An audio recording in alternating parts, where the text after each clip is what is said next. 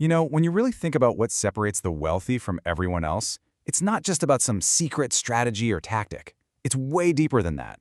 It's a fundamental shift in psychology, a way of thinking that, honestly, seems like a total contradiction.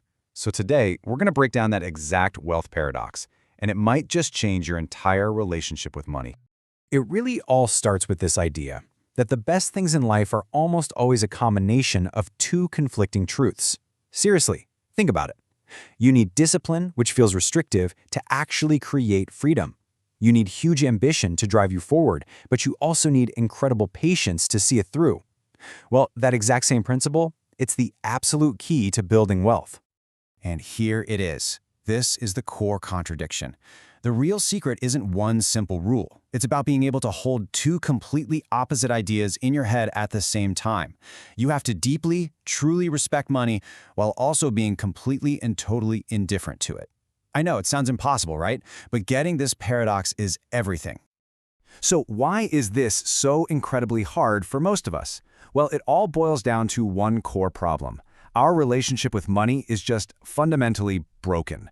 We don't see it for what it is. We see it through this thick lens of emotion. I mean, we project all our stuff onto it, don't we? All our fears, our greed, our insecurities, our pride. We turn it into this story of good versus evil. We literally attach our sense of self-worth to the number in our bank account. And that emotional connection, that's the very thing holding us back from managing it well. And this is why we need a huge mental reframe. Here it is. Money isn't moral. It's not good, it's not evil, it's infrastructure. Just think of it like electricity. You respect electricity, right? You're not going to stick a fork in a socket, but you're not emotionally attached to it. It's just a tool. It's a utility that serves you. That's it. And this right here just lays out the two paths perfectly. The emotional view on the left that keeps you trapped. It's a roller coaster of fear and greed, tying your identity to every single financial up and down. But the functional view, that's the mindset of a builder. You see money as a tool, a system you can learn, and, importantly, as stored energy that you can deploy. Okay, so let's break down that first half of the paradox. Pillar 1. Before you can even think about being indifferent, you first have to learn how to deeply respect money. This is where so many people mess up, even people who start making a lot of it. This, quote, absolutely nails it. Your skills, your competency, that might get you in the door, but it's your character, how you actually treat and manage the money you have, that determines if you get to stay in the room. Money is always a test, and believe me, it will find out what you're really made of. So what does disrespect actually look like? Well, it's not just about buying Lamborghinis. It's the small stuff. It's getting lazy and just ignoring that $50 subscription you haven't used in a year. It's not bothering to negotiate a 20% discount on a big purchase, which is like turning down a free 20% return on your money. It's getting complacent and thinking the way you make money today will last forever.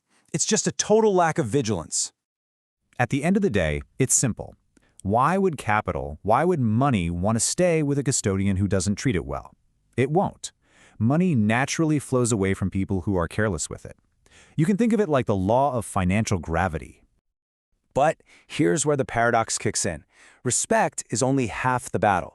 The other half seems like the total opposite. You have to understand that money is just stored energy, and you can't be afraid to put it to work. This is the second huge reframe. Think of money like a battery. If you just let a battery sit on a shelf forever, what happens? It slowly loses its charge. It just decays. Energy is meant to move, to be transferred, to do work. If it stays stagnant, it rots. And this is the other dangerous extreme. Hoarding cash under the mattress, being so terrified of loss that you never take a calculated risk, never reinvesting in yourself or your business. The source material calls this insecurity disguised as responsibility. It's not being prudent, it's being paralyzed by fear. And that fear is just as destructive as being wasteful. So you see, truly respecting money isn't about locking it up in a vault and never touching it. True respect, true appreciation is about understanding how to deploy it. It's about putting that stored energy to work intelligently to create even more energy. Okay, so we've got these two forces that seem to completely contradict each other, this deep respect on one side and this willingness to deploy and risk on the other. How on earth do you bring them together? Well, the answer, the synthesis, is in achieving a state of emotional neutrality. And this table just lays it out so clearly. See, respect isn't about worshiping money. It's about education. It's about awareness. It's taking the time to actually understand how the system works. And indifference? That's not about being careless. It's about emotional neutrality. It's about detaching your ego from the wins and the losses. This line is so powerful. The moment money excites you or scares you, you've lost. The second your heart starts pounding because you made a big gain or your stomach drops from a loss, you've already handed over control. You're not in the driver's seat anymore. Because think about it, when you lose that neutrality, the wins inflate your ego and you start making stupid, arrogant decisions.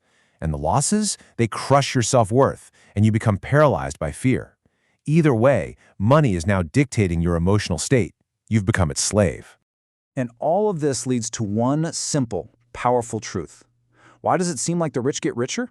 It's because of this. Capital flows to calmness. Money is attracted to a steward who is rational, who is steady, who is emotionally stable. Put another way, money trusts people who can manage it and allocate it well, without needing it to feel good about themselves. When you don't need money to validate your existence, you're finally in a position to be a good steward of it. All right, let's wrap this all up. Let's bring it all home. What's the powerful new financial mindset that you can walk away with right now? This is the final showdown. The old mindset is the slave mindset.